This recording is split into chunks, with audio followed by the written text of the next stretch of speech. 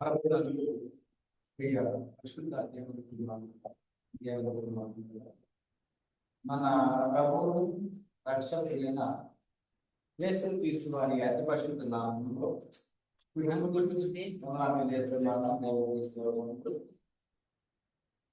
ఈ రోజున మనము లేఖన భాగాన్ని చదువుకొని మన వాక్యాన్ని వ్యాయామం చేసుకుందాం. అపోజిట్ పౌలు గారు పరమటువంటి 5వ అధ్యాయంలో 11వ 16వ వచనం కావున ఇక మీదట మేము శరీర రీతిగా ఎవరినైనను ఎరుగము, మేము క్రీస్తును శరీర రీతిగా ఎరిగి ఉండినను ఇక మీదట ఆయనను అలాగ ఎరుగము. కాగా ఎవడైనను క్రీస్తునందున్న ఎడల వాడు నూతన సృష్టి, పాతవి గతించెను, ఇదిగో క్రొత్తవాయెను. సమస్తము దేవుని వలనైనవి, ఆయన మనల్ని క్రీస్తు ద్వారా తనతో సమాధానపరుచుకొని ఆ సమాధానపరుచు పరిచర్యను ప్రార్థన చేసుకుందాం. ప్రార్థన.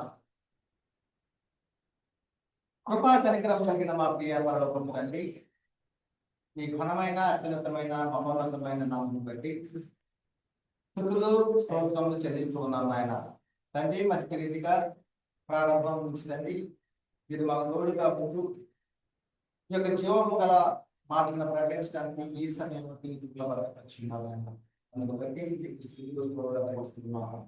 మరి ఈ సమయంలో ఈ యొక్క జీవము గల మాటలు ప్రకటించుకుంటుగా తండ్రి ఈ యొక్క ఆత్మ సహాయం అందించండి. ఒక్కటి ఆ వాక్యమును ఫలింపు చేసి ఆ వాక్య ప్రకారంగా అనుసరించి జీవించగలపడని మా ప్రభువును రక్షకుడు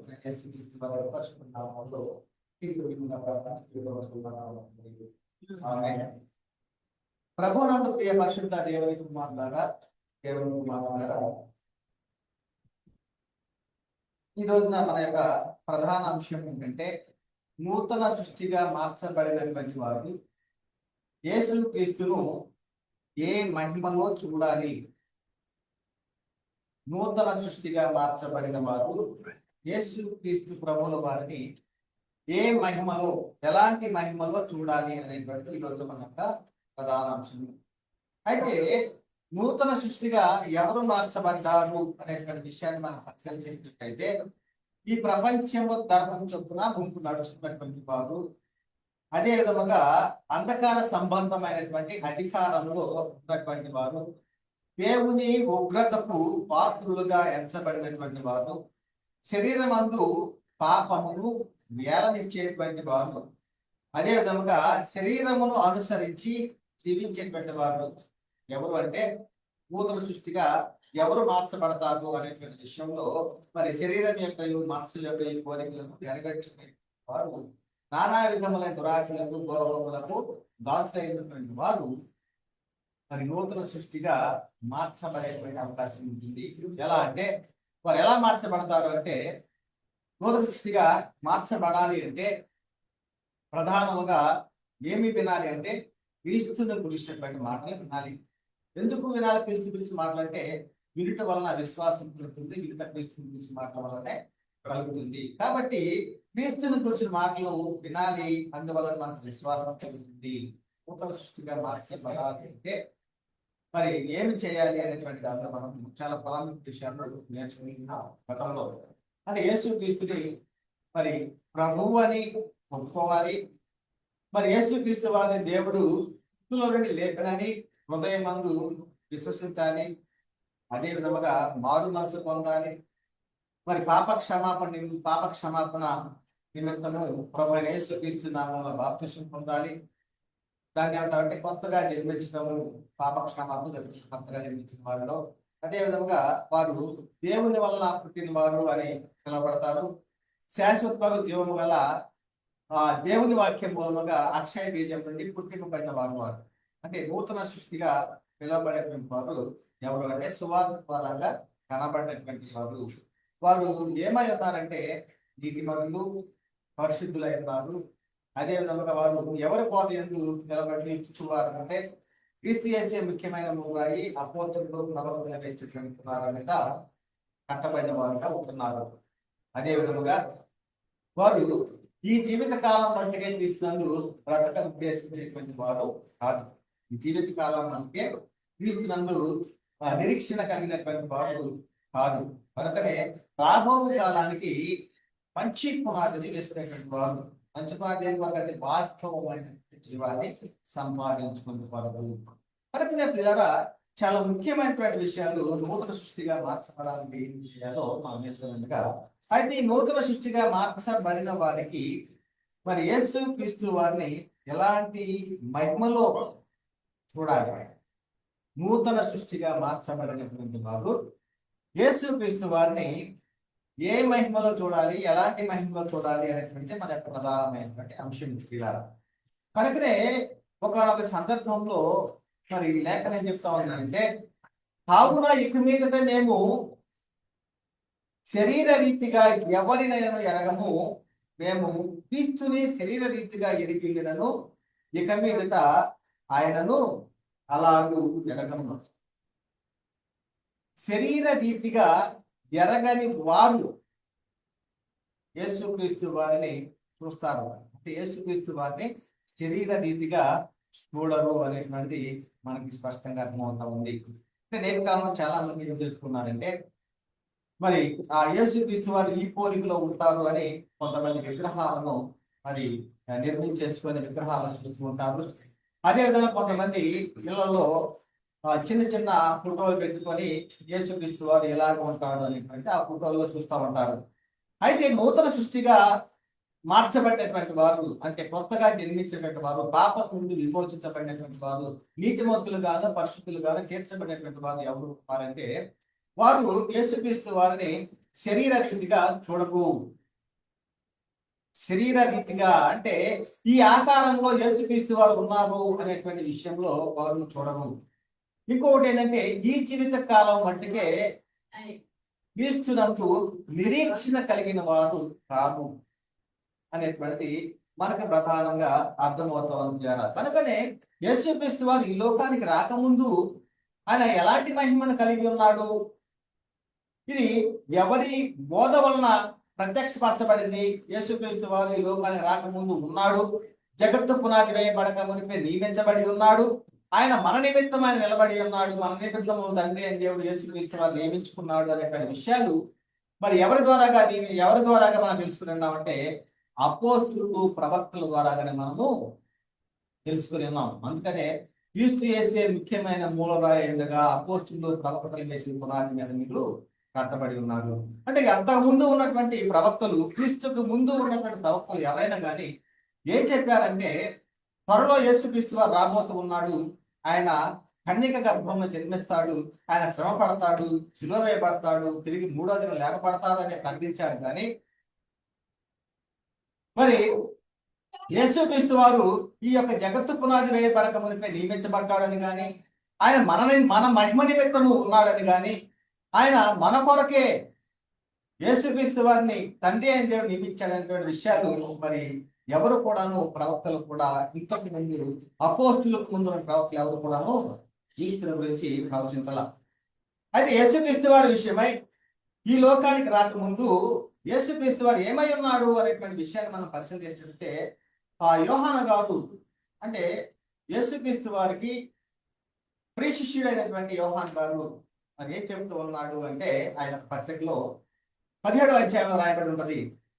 యేసుక్రీస్తు వారి మాటల్లో ప్రార్థన చేస్తున్నారు తండ్రి అని దేవునికి, తండ్రి ఈ లోకానికి రాకముందు నీ వద్ద నాకు ఎలాంటి మహిమ ఉన్నదో అలాంటి మహిమతో నన్ను ఇప్పుడు మహిమపరుచుకోనేటువంటిది యేసుక్రీస్తు వారు మరి ప్రార్థన చేసేటువంటి పరిస్థితి మనం చూస్తా ఉన్నాం. యోహాను సువార్త 17వ అధ్యాయము 5వ వచనంలో యేసుక్రీస్తు వారి యొక్క ప్రార్థన, ప్రాముఖ్యమైనటువంటి ప్రార్థన యేసుక్రీస్తు వారు చేస్తున్నటువంటి 17వ అధ్యాయంలో, తండ్రి లోకము పుట్టక మునుపు మీ యొద్ద నాకు ఏ మహిమ ఉండెనో ఆ మహిమతో నన్ను ఇప్పుడు నీ యొద్ద మహిమ పరచుము అంటున్నాడు. అంటే లోకము పుట్టక మునిపే యేసుక్రీస్తు వారు ఒక మహిమను కలిగి ఉన్నాడు. అది ఎలాంటి మహిమ అనేటువంటిది కానీ మనం పరిశీలన చేసినట్టయితే ఆయన అదృశ్య దేవుని స్వరూపే ఉన్నాడు అనేటువంటిది మనకు అర్థమవుతా ఉంది. లేఖనం చెప్తా ఉంది కొలసీ పత్రిక 1:15లోను, ఫిలిప్పీ రాసిన పత్రిక 2వ అధ్యాయము 6వ వచనంలోను, కొరింథీ రాసిన 2వ పత్రిక 4వ అధ్యాయం 4వ వచనంలో కూడా ఆయన దేవుని స్వరూపే ఉన్నాడు, అదృశ్య దేవుని స్వరూపే ఉన్నాడు అనేటువంటి విషయాలు చాలా స్పష్టంగా చెప్పబడతా ఉన్నాయి. అదే విధంగా ఆయన ఆ వాక్యము అయి ఉన్నటువంటి దేవుడే అన్నాడు. యేసుక్రీస్తు వారు ఏమన్నాడంటే మరి వాక్యమై ఉన్నాడు. అదే చెప్తున్నాడు ఇక్కడ, ఆదియందు వాక్యం ఉండేను, వాక్యము దేవుని వద్ద ఉండేను, వాక్యము దేవుడే ఉన్నాడు. అంటే ఆయన ఈ లోకానికి రాకముందు అదృశ్య దేవుని స్వరూపం అన్నాడు. దేవుని స్వరూపాన్ని కలిగినటువంటి వాడు, అంటే దేవుని యొక్క గుణ లక్షణాలు, దేవుని యొక్క అధికారము, చాలా విషయాలు చాలా స్పష్టంగా చెప్పబడతా ఉన్నాయి. ఏ విధముగా యేసుక్రీస్తు వారు ఈ లోకానికి రాకముందు ఆయన కలిగిన మహిమ ఎలాంటిదో చాలా స్పష్టంగా పరిశుద్ధ గ్రంథంలో రాయబడి ఉంది.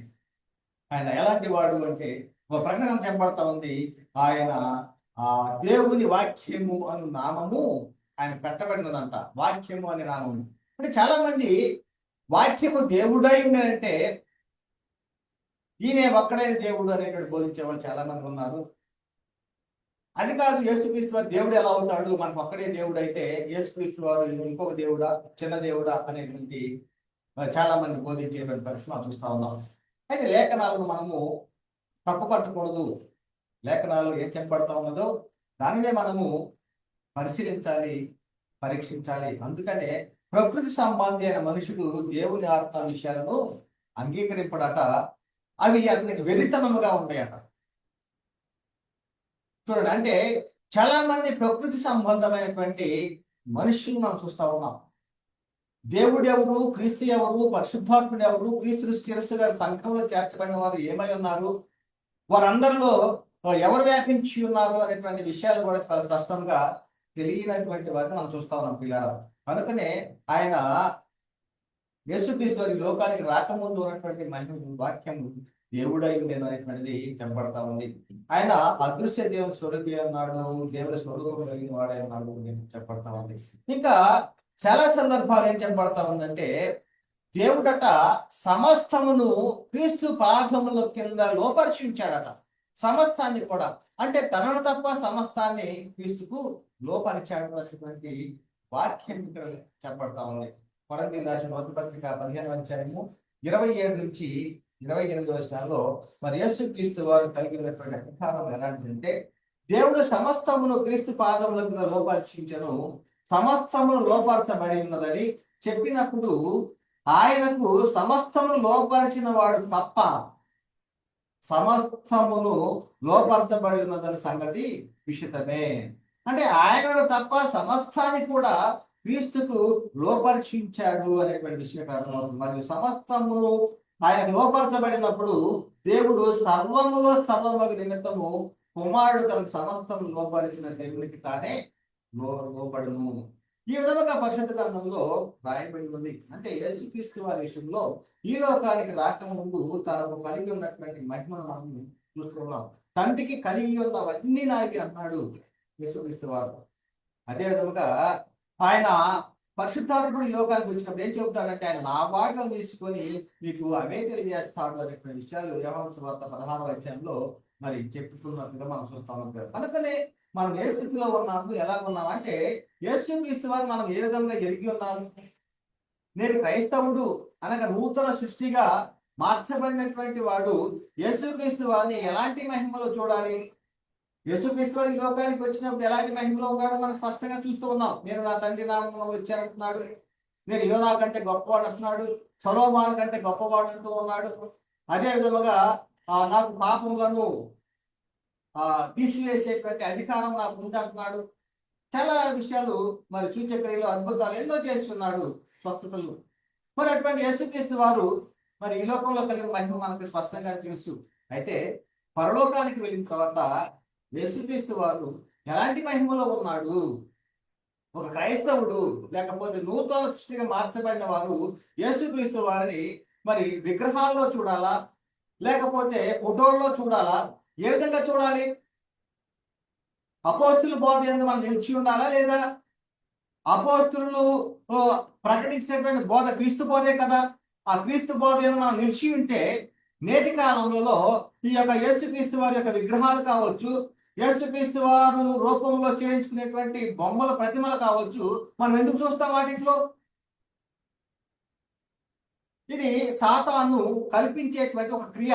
యేసుక్రీస్తు వారు ఈ రీతిగా ఉంటున్నాడు, మనం ఈ రూపంలో మనం యేసుక్రీస్తు వారిని చూడాలి అనేటువంటిది సాతాను మరి ఒక తంత్రముగా మనము గ్రహించాలి ప్రియులారా. యేసుక్రీస్తు వారు శరీరీతిగా ఈ లోకంలో జీవించాడు, కానీ ఆయన మృతుల్లో నుండి లేపబడి ఉన్నాడు. ఆయన అదృశ్య దేవ స్వరూపి అన్నాడు. ఆయన ఇప్పుడు ఉన్నటువంటి పరిస్థితుల్లో మరి ఎలాంటి మహిమలో ఉన్నాడు అంటే అదృశ్య దేవుని స్వరూపి అన్నాడు. దేవుడు ఆత్మ కనుక ఆయన ఆరాధించేవారు ఆత్మకు సత్యమును ఆరాధించువాలి. అదేవిధంగా యేసుక్రీస్తు వారు కూడా ఆత్మ అయి ఉన్నాడు అనేటువంటి విషయాన్ని చాలా మంది గ్రహించలేకపోతూ ఉన్నారు. వీళ్ళగా మరి కనుకనే మరి యేసుక్రీస్తు వారి లోకంలో ఒక మాట అంటూ ఉన్నాడు. ఏమంటూ ఉన్నాడంటే తన శిష్యుల వద్దకు వచ్చి పునరుత్థానం తర్వాత యేసు తన శిష్యుల వద్దకు వచ్చాడు. ఏమంటూ ఉన్నాడు అంటే పరలోకమందును భూమి మీదను నాకు సర్వాధికారం ఇవ్వబడినది అంటున్నాడు. ఎక్కడెక్కడైనా అధికారాన్ని కలిగి ఉన్నాడు పునరుత్థానం తర్వాత అంటే పరలోకమందును భూమి మీదను సర్వాధికారం నాకు ఇవ్వబడి ఉన్నది అంటున్నాడు. అదేవిధంగా యేసుక్రీస్తు వారు ఈ లోకంలోనికి వచ్చినప్పుడు దూతల కంటే కొంచెం తక్కువ వాడిగా చేయబడిన అనేటువంటిది పరిశుద్ధ గ్రంథంలో చెప్పబడతా ఉంది. అయితే పరలోకానికి వెళ్ళిన తర్వాత మరి ఆయన దూతల మీదను అధికారుల మీదను శక్తుల మీదను అధికారం పొందిన వాడై దేవుని కుడి పార్శ్వంలో ఉన్నాడు. చూడండి, అంటే అలాంటి క్రీస్తుని మనం చూడాలి. అంతేగాని దూతల కంటే కొంచెం తక్కువ వాడిగా చేయబడినటువంటి క్రీస్తుని మనం చూడకూడదు. శరీర రీతిలో ఉన్నటువంటి క్రీస్తుని మనం చూడకూడదు. ఎందుకంటే ఆయన అదృశ్య దేవ స్వరూపి అన్నాడు. అదే విధముగా పరలోకంలోకి వెళ్ళి దూతల మీదను అధికారుల మీదను శక్తుల మీదను ఆయన అధికారం పొందిన వాడే దేవుని కుడి పార్శ్వమున ఉన్నాడు. ఆ క్రీస్తుని మనం చూడాలి. ఇంకేం చెప్పబడతా ఉంది అంటే ఆ ఎఫెసీ పత్రిక 1వ అధ్యాయం 20 నుంచి 22 వచనాల్లో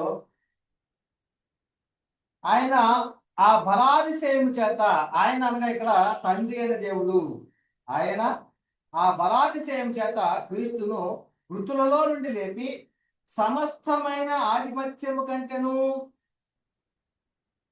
అధికారము కంటేను శక్తి కంటేను ప్రభుత్వము కంటేను ఈ యుగమునందు మాత్రమే కాక, ఏమంటున్నాడు? ఈ యుగమునందు మాత్రమే కాక రాబోవు యుగమునందును పేరు పొందిన ప్రతి నామము కంటేను ఎంతో హెచ్చుగా పరలోకమునందు ఆయనను తన కుడి పార్శ్వన కూర్చుండబెట్టుకొని ఉన్నాడు.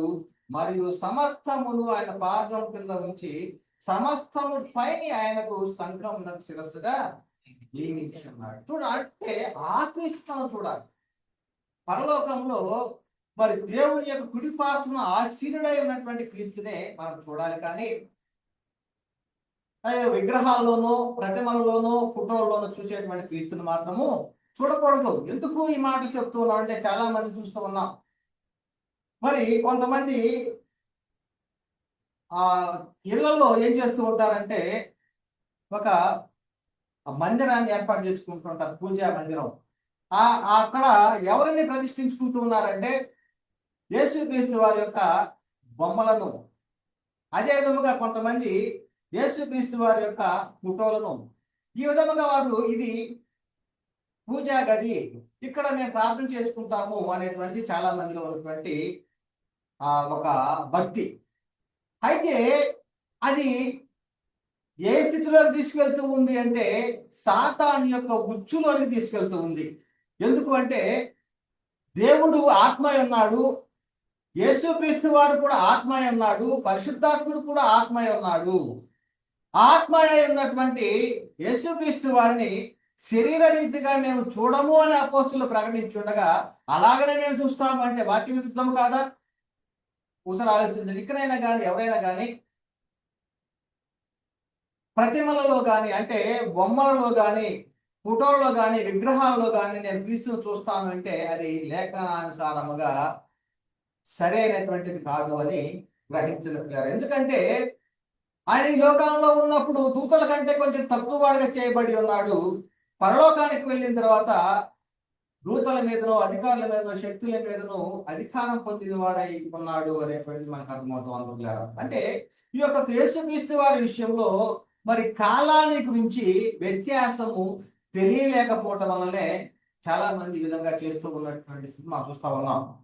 ఏమంటున్నాడు ఇంకా, ఈ యుగమునందు మాత్రమే కాదట, రాబో యుగమునందును పేరు పొందిన ప్రతి నామము కంటేను ఎంతో హెచ్చుగా పరలోకమునందు ఆయనను తన కుడి పార్శ్వమున కూర్చుండబెట్టుకుని ఉన్నాడు. అంటే తండ్రి అయిన దేవుడు యేసుక్రీస్తు వారిని తన కుడి పార్శ్వమున కూర్చోబెట్టుకుని ఉన్నాడు అనేటువంటి విషయం ఇక్కడ చెప్తున్నాడు. అంటే ఆ విధముగా ఉన్నటువంటి యేసుక్రీస్తు వారిని మనము చూడాలి. యేసుక్రీస్తు వారు ఏ స్థితిలో ఉన్నాడు, ఏ విధంగా ఉన్నాడు, ఎలాంటి మహిమలో ఉన్నాడు అంటే తండ్రి అయిన దేవుని కుడి పార్శ్వమున ఆసీనుడై ఉన్నాడు. ఆయన అన్ని నామముల కన్నా పైనామము కలిగిన వాడుగా ఉన్నాడు. మరి పరలోకమందును, భూమి మీదను, భూమి కింద ఉన్న వాళ్ళ ప్రతి ఒక్క వారి మోకాలు యేసు నామమున వంగునట్లు ప్రతి నాలుక తండ్రి అయిన మహిమార్థమై యేసుక్రీస్తు ప్రభు అని ఒప్పుకున్నట్లు దేవుడు ఆయన అధికముగా హెచ్చించే ప్రతి నామమున పైనామం ఆయనకు అనుగ్రహించాడు. కాబట్టి ఇంతటి మహిమ కలిగినటువంటి యేసుక్రీస్తు వారిని మనం ఏ విధంగా చూస్తూ ఉన్నాము? విగ్రహాల్లో చూస్తూ ఉన్నామా? ఈ ఆకారం ఉన్నాడు యేసుక్రీస్తు వారిని. పటాల్లో చూస్తూ ఉన్నామా? ఈ ఆకారం ఉంటాడు యేసుక్రీస్తు వారని. అది చాలా వాక్య విరుద్ధమే. కాబట్టి ఇకనైనా కానీ ఎవరైనా కానీ అలాగ ఉంటే దాని నుంచి తొలగిపోండి, సర్వసత్యాన్ని తెలుసుకోండి. ఇంకేమన్నాడంటే యేసుక్రీస్తు వారు ఏ స్థితిలో ఉన్నాడు అంటే హెబ్రీ రాసిన పత్రిక 1వ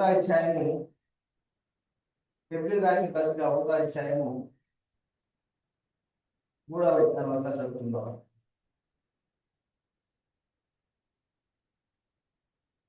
ఆయన దేవుని మహిమ యొక్క తేజస్సును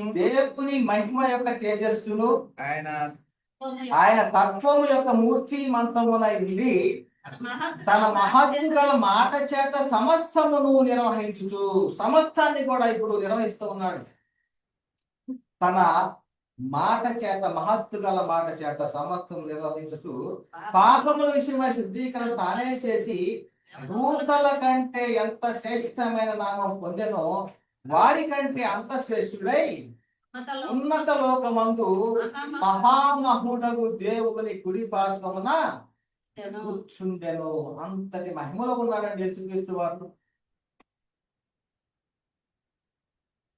అంతటి మహిమలో ఉన్నటువంటి యేసుక్రీస్తు వారిని ఒక నూతన సృష్టిగా, పాపం నుండి విమోచించబడి, పరిశుద్ధపరచబడి, నీతిమంతుడిగా తీర్చబడినటువంటి ఒక క్రైస్తవుడా విగ్రహాల్లో చూస్తున్నావా యేసుక్రీస్తు వారిని? లేకపోతే పటాల్లో చూస్తూ ఉన్నావా యేసుక్రీస్తు వారిని? అపోస్తులు చెప్పినట్లుగా శరీర రీతిగా క్రీస్తుని ఒకప్పుడు ఎరిగి ఉండిన ఇక మీద అలా ఎరగము అంటున్నారు. ఎందుకు ఎరగట్లేదు అంటే ఇంతటి మహిమలో ఉన్నాడు కనుకనే. యేసుక్రీస్తు వారు ఎంతటి మహిమను కలిగి ఉన్నాడు అంటే చెప్తున్నాడు ఇక్కడ. ఇంకా హెబ్రీ రాసిన పత్రిక 2వ అధ్యాయం 9వ వచనంలో దేవుని కృప వలన ఆయన ప్రతి మనిషి కొరకు మరణము అనుభవించినట్లు దూతల కంటే కొంచెం తక్కువ వాడుగా చేయబడిన యేసు మరణము పొందినందున మహిమ ప్రభావములతో కిరీటం ధరించిన వానిగా ఆయనను చూస్తున్నాము. చూడండి, అంటే ఇక్కడ యేసుక్రీస్తు వారు ఈ లోకంలో ఉన్నటువంటి స్థితిని, పరలోకానికి వెళ్ళిన తర్వాత ఆయన పొందుకున్నటువంటి మహిమను మరి అపోస్తులు మరి చూడండి ఎంత వర్ణిస్తూ ఉన్నారు. ఆ మహిమలో క్రైస్తవుడిగా చూడలేదా యేసుక్రీస్తు వారిని? ఏమంటున్నాడు? దేవుడి కృప వలన ఆయన ప్రతి మనుషుని కొరకు మరణం అనుభవించినట్లు దూతల కంటే కొంచెం తక్కువ వాడిగా చేయబడి యేసు మరణం పొందినందున మహిమ ప్రభావములతో కిరీటం ధరించిన వారిగా ఆయనను చూస్తున్నాము. ఆ విధముగా చూడాలి. నూతన సృష్టిగా మార్చబడేటువంటి వారు యేసుక్రీస్తు వారిని ఆ మహిమలో చూడాలి, కానీ ఏదో ప్రతిమలలోనూ విగ్రహాలలోనూ చూడకూడదు. ఇది ఎందుకు చెప్తూ ఉన్నామంటే మనకి పాత నిబంధన గ్రంథంలో ఒక రాజు గురించి చెప్పబడతా ఉంది. అది దాని గురించి ప్రత్యేకమైన అంశం మనం తెలుసుకుందాం. వారు ఏ విధముగా దేవునికి విరోధముగా చేశారో, దేవుని యొక్క విగ్రహాలుగా, దేవుని ప్రతిమలుగా చేసుకుంటూ మేము దేవుణ్ణి ఆరాధిస్తున్నామంటూ దేవునికి ఎంత అయిష్టులుగా ఉన్నారో, వారిని దేవుడు ఏ విధంగా వారిని చేసి ఉన్నాడో కూడా తర్వాత ప్రాముఖ్యమైనటువంటి విషయం మనం నేర్చుకోవడానికి ప్రయత్నం చేద్దాం పిల్లరా. అవన్నీ కూడా మనకు దృష్టాంతాలుగా రాయబడి ఉన్నది. ఇంకా యేసుక్రీస్తుని మరి ప్రభువుగా నియమించాడు తండ్రి అయిన దేవుడు. మీరు సిలువ వేసినటువంటి యేసునే దేవుడు ప్రభువుగా క్రీస్తుగా నియమించాడు. ప్రభు అంటే ఎవరు? మనం పరిపాలించేటువంటి వాడు, మనకు నాథుడు, భర్త, కర్త, ఇవన్నీ కూడాను ప్రభువు అంటే అర్థం. మరి మీరు సిలువ వేసినటువంటి యేసునే దేవుడు ప్రభువుగాను క్రీస్తుగాను నియమించాను అనేటువంటి చెప్పబడతా ఉంది. ఇంకా ఏం చెప్పబడతా ఉంది? అపోస్తలుల కార్యాలు 5వ అధ్యాయం 31వ వచనంలో ఇశ్రాయేలునకు మారు మనసును పాప క్షమాపణ దయచేయుటకై దేవుడు ఆయనను అధిపతినిగాను. అధిపతి అంటే ఏంటి? అధికారాన్ని కలిగినటువంటి వాడు, సమస్తమైనటువంటి అధికారం ఉన్నటువంటి వాడు అధిపతి. అదే విధంగా రక్షకునిగాను, అంటే నిత్య నరకం నుండి తప్పించటానికి, రక్షించటానికి అధిపతిని గాను రక్షకుడిగాను తన దక్షిణ హస్త బలం చేత హెచ్చించి ఉన్నాడు. ఇంతటి మహిమలో ఉన్నటువంటి యేసుక్రీస్తు వారిని మనము ఏ విధంగా చూస్తున్నామండి? ఒకసారి ఆలోచించండి. చాలా ప్రాముఖ్యమైన విషయాలు ఇవన్నీ కూడా. యేసుక్రీస్తు వారిని మరి నూతన సృష్టిగా మార్చబడినటువంటి వారు మరి ఎలాంటి మహిమలో చూడాలో అలాంటి మహిమలో చూస్తేనే కానీ నువ్వు నూతన సృష్టివి, పాపం నుండి విమోచించబడినటువంటి వాడవు, పరిశుద్ధుడవు, నీతిమంతుడవు అని చెప్పబడుతుంది పిల్లల. ఇంకా ఏం చెప్పబడతా ఉంది అంటే హెబ్రీ రాసిన 10వ అధ్యాయము 12 నుంచి 13 వచనాల్లో ఈయన అయితే పాపముల నిమిత్తమై సదాకాలము నిలిచి ఒక్క బలి అర్పించి, ఎవరు బలి అర్పించింది? యేసుక్రీస్తు వారు.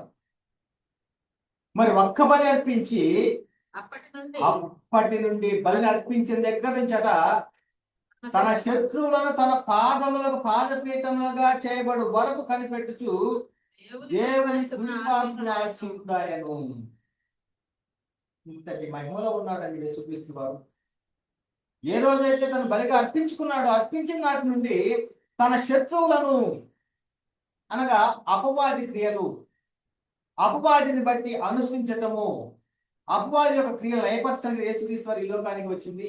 మరి అందుకనే తన శత్రువులను తన పాదములకు పాదపీఠముగా చేయబడి వరకు కనిపెట్టుచు దేవుని కుడి పార్శ్వమున ఆశీనుడాయనేటువంటి విషయం ఇక్కడ చెప్పబడతా ఉంది.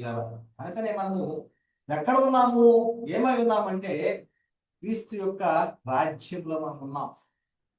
క్రీస్తుని శిరస్సు కలిగిన సగమే క్రీస్తు రాజ్యమై ఉన్నది.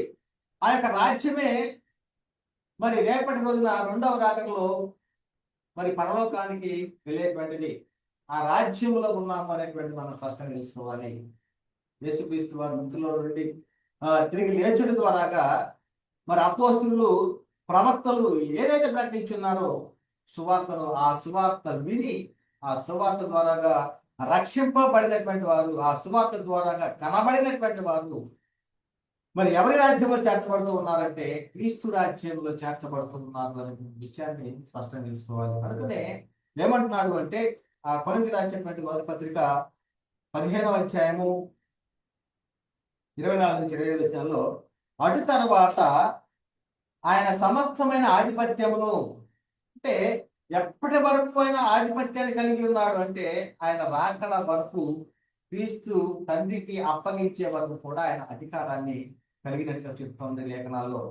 అటు తర్వాత తన సమస్తమైన ఆధిపత్యమును, సమస్తమైన అధికారమును, బలమును కొట్టివేసి తన తండ్రి అయిన దేవునికి రాజ్యం అప్పగించును. అప్పుడు మరి ఎందుకనగా అన్నాడు, తన శత్రువులందరినీ తన పాదముల కింద ఉంచే వరకు ఆయన రాజ్య పరిపాలన చేయుచున్నవలను. రాజ్య పరిపాలన అంటే ఆ రాజ్యంలో ఏముంటుందంటే నీతి ఉంటుంది. మరి నీతిని జరిగించిన ప్రతి వాడు కూడా మరి నీతిమంతుడిగా తీర్చబడుతూ ఉన్నారు. కనుకనే మొదట దేవుని రాజ్యంలో నీతిని వెతకాలన్నాడు. కనుక పిల్లరా, మనం ఏ స్థితిలో ఉన్నాం, యేసుక్రీస్తు వారిని ఏ రీతిగా మనం ఎరిగి ఉన్నాము, మరి ఇకనైనాను ఆ స్థితిలోనే, అనగా శరీరధారిగా ఉన్నటువంటి యేసుక్రీస్తు, చాలా మంది ఆ గంట వేసుకున్నటువంటి యేసుక్రీస్తు వారిని, అంగి వేసుకున్నటువంటి యేసుక్రీస్తు వారిని మరి చూస్తూ ఉన్నారు. మరి శరీర రీతిగానే ఈ విధంగా ఉంటాడు అని, ఆ విధంగా పోలి ఉంటాడు అని ఆ యొక్క భ్రమలోనే సాతాను ఉంచుతున్నాడు. కానీ ఆయన ఎలాంటి అధికారాన్ని కలిగి ఉన్నాడు, ఎలాంటి మహిమలో ఉన్నాడు, ఆయన ఎక్కడ ఉన్నాడు, ఏమై ఉన్నాడో మరి తెలియకుండా అపవాది మనోనేత్రాలకు గుడ్డితనం కలిగిస్తున్నాడు గారు.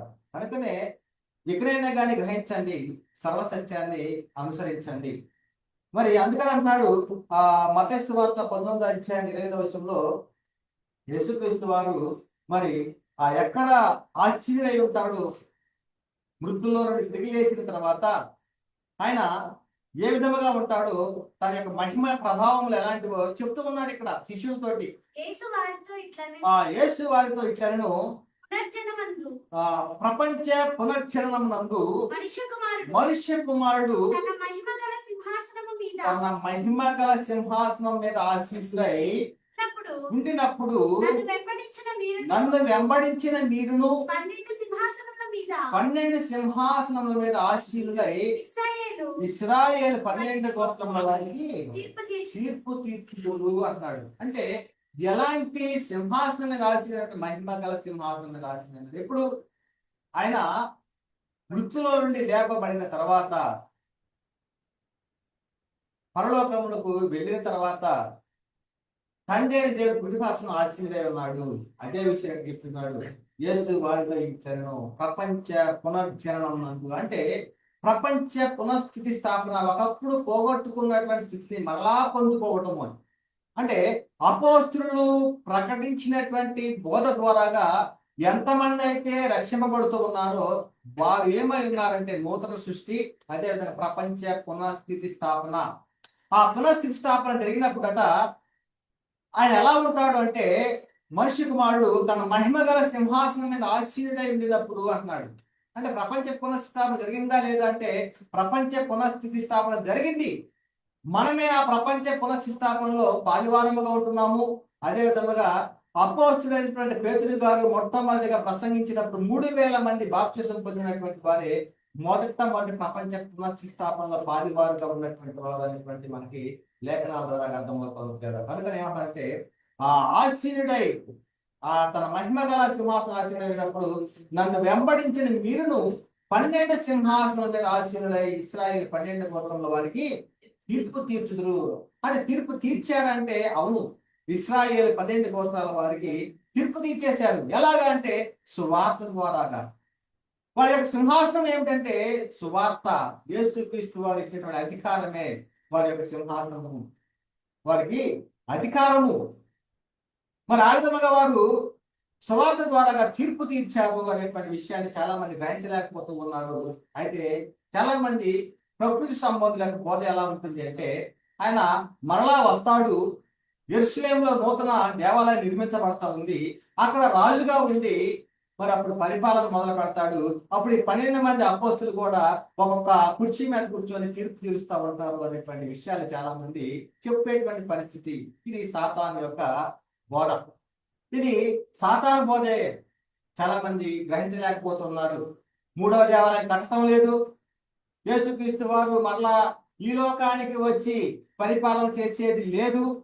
అప్పుడు 12 అపోస్తులు వారి తీర్పు తీర్చేది లేదు. ఆల్రెడీ ఆయన సింహాసనం మీద ఆశీనుడై ఉన్నాడు, రాజ్య పరిపాలన చేస్తూ ఉన్నాడు. ఆ యొక్క రాజ్యంలో మనం ఉన్నాము.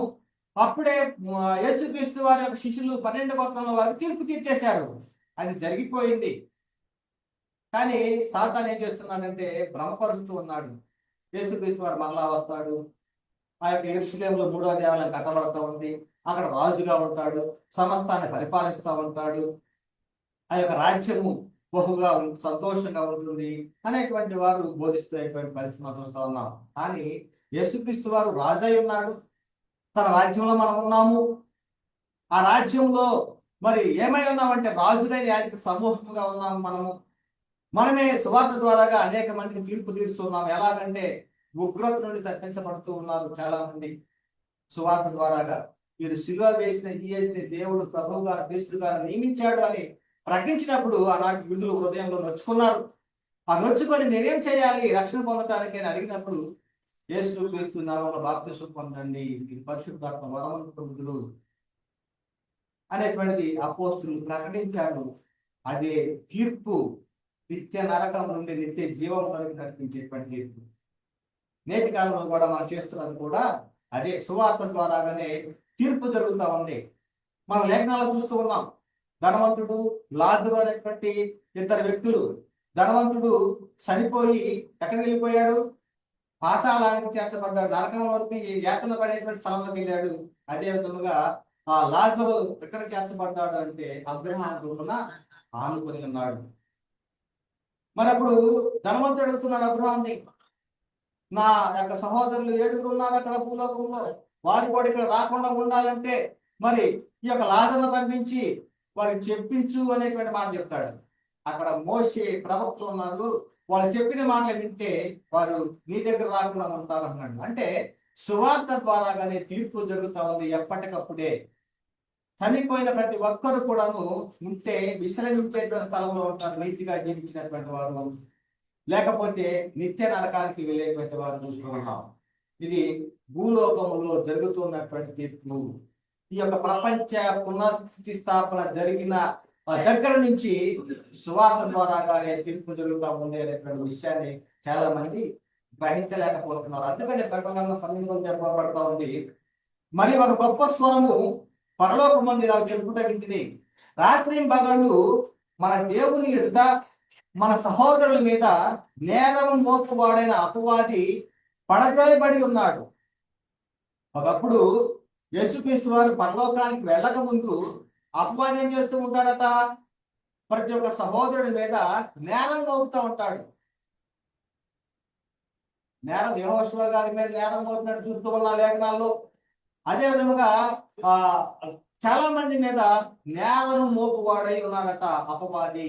ఎక్కడి నుంచి ఎక్కడికి అంటే భూలోకం నుండి పరలోకానికి వెళ్తూ మరి ఇక్కడ భూలోకంలో ఉన్నటువంటి మన సహోదరుల మీద ఆ దేవునికి మరి మన మీద నేరం మోపేవాడిగా ఉన్నాడు. అటువంటి నేరం మోపువాడే అపవాది పరలోకం నుండి పడద్రోయబడి ఉన్నాడట.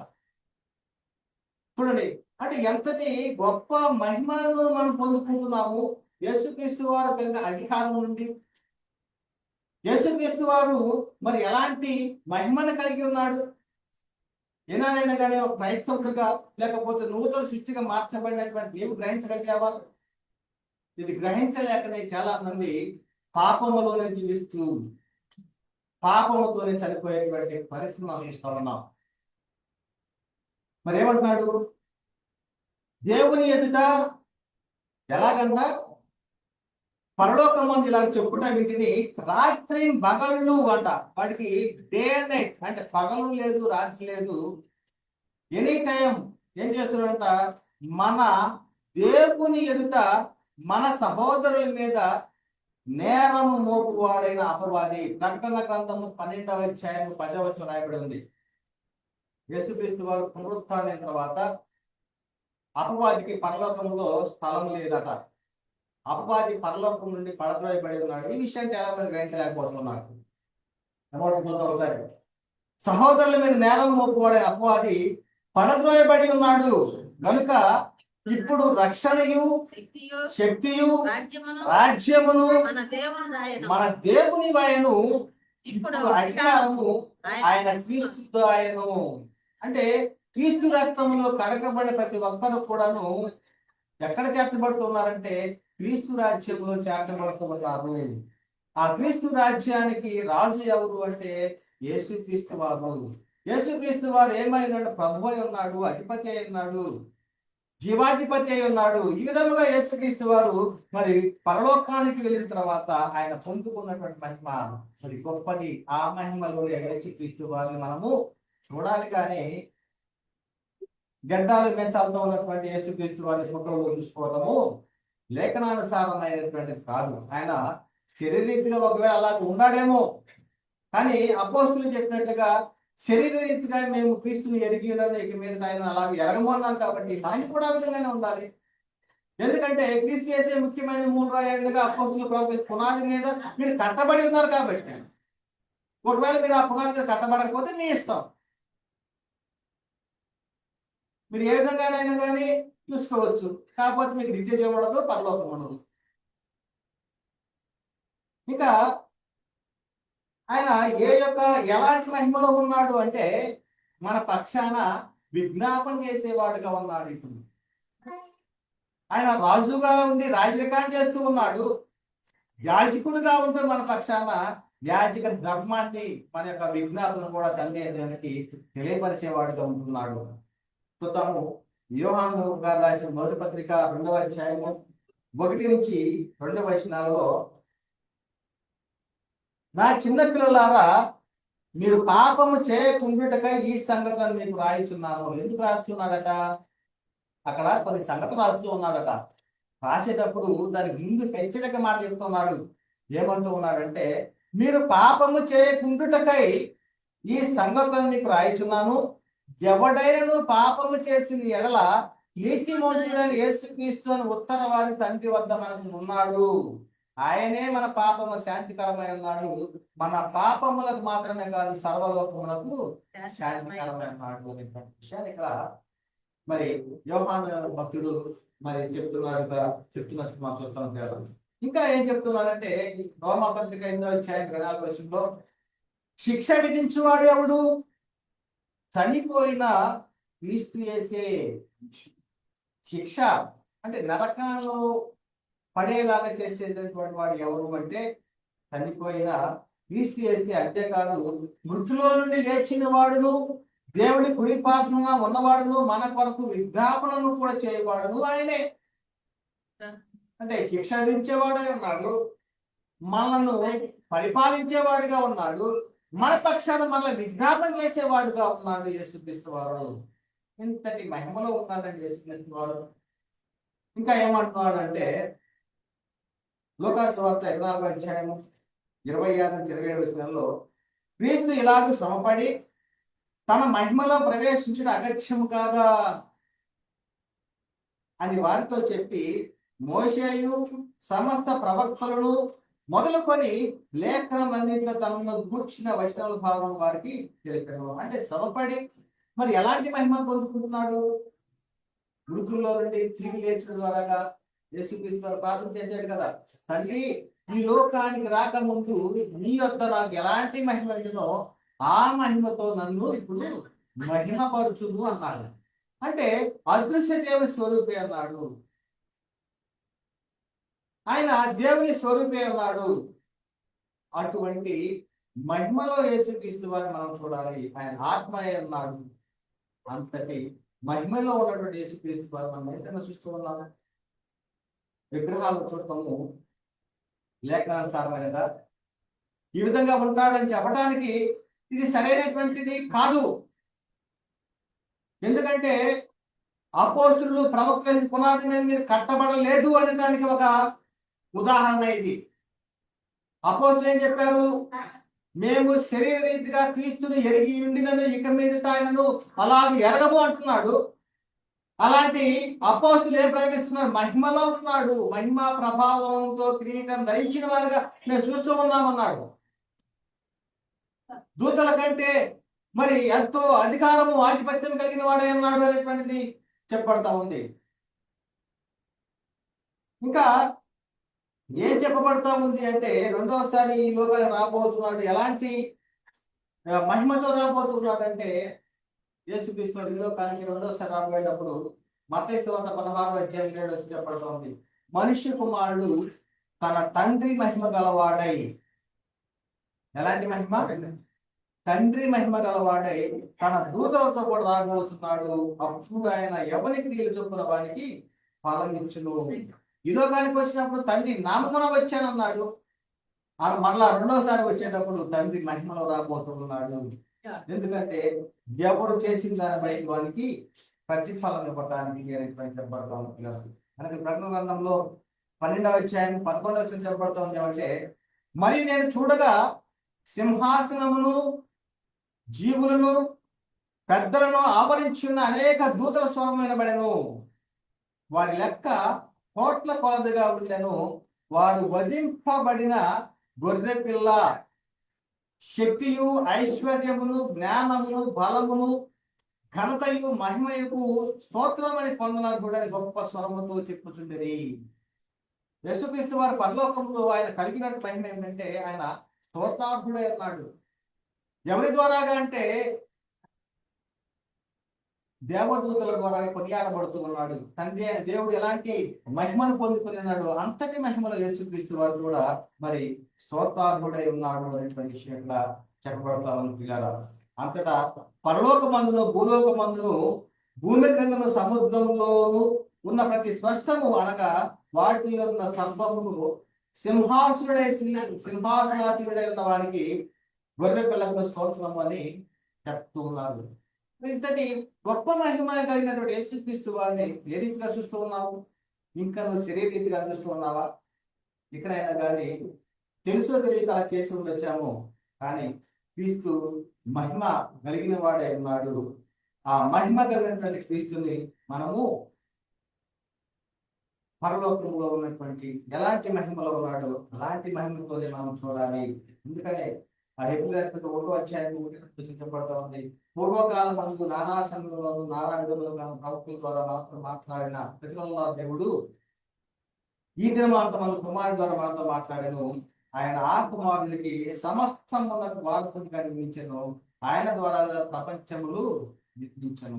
ఇంతటి గొప్ప మహిమ కలిగినటువంటి యేసుక్రీస్తు వారిని ఏ విధంగా చూడాలి అంటే మహిమలో చూడాలి. మహిమ ప్రభావంలో కిరీటం ధరించిన వారిగా చూడాలి. తండ్రి అయిన దేవుని కుడి పాత్రను ఆశీర్వైన వారిగా చూడాలి మనము. అంతేగాని శరీర రీతిగా ఉన్నట్టు మనం చూడకూడదు. పటాలలో కానీ విగ్రహాల్లో కానీ ఫోటోల్లో కానీ ఈ విధంగా ఉంటాడు యేసుక్రీస్తు, ఈ విధంగానే ఉంటాడు అనేటువంటి భ్రమలో మనం ఉండకూడదు. అనేటువంటి యొక్క నూతన సృష్టిగా మార్చబడిన వారు యేసుక్రీస్తు వారిని ఎలాంటి మహిమలో చూడాలి అనేటువంటి అంశం ద్వారా చాలా స్పష్టంగా తెలియపరచబడతా ఉంది. ఎందుకంటే చాలా మంది ప్రకృతి సంబంధమైన మనుషులు ఉన్నారు. వారు మానవ నేత్రాలతో చూస్తారు, కానీ ఒక క్రైస్తవుడు నూతన సృష్టిగా మార్చబడిన వారు మనోనేత్రాలతో చూసేటువంటి వాడు. కనిపించని దాని కొరకు మరి నిరీక్షణ కలిగినటువంటి వాడు, కనిపించని దాని వరకు నిరీక్షణ కలిగి నిరీక్షించేటువంటి వాడు, అదృశ్యమైన వాటిని నిదానంగా చూసేటువంటి వాడు క్రైస్తవుడు. ప్రకృతి సంబంధులు కనిపించే వాటిని చూసేటువంటి వాడు. అంటే ఈ ప్రకృతి సంబంధులు ఎవరు, దైవ సంబంధులు ఎవరు అంటే స్పష్టంగా తెలుసుకొని ఎక్కడైనా కానీ మరి ఆ ప్రకృతి సంబంధమైనటువంటి కార్యకలాపాలు చేయకుండా, ప్రకృతి సంబంధమైన కార్యాలను జరిపించకుండా నడుచుకుందాం. మరి ఎక్కడైనా కానీ చాలా జాగ్రత్తగా యేసుక్రీస్తు ఎలాంటి మహిమలో కలిగి ఉన్నాడో అలాంటి మహిమలోనే మనము చూద్దాం. క్రీస్తుని పోలి మనం నడుచుకుందాం. క్రీస్తు వలె ఉండటానికి మనము బ్రతుకుదాం. కనుక చెప్పని మాటలు ప్రతి ఒక్కరిలో కూడా దేవుడు దీనికి ఫలించేదాక చెప్పబడిన మాటలు దేవుడు దీనికి ఆశీర్వదించుకున్నాక సహోదరులందరికీ వందనాలు. దేవునికి స్తోత్రములు.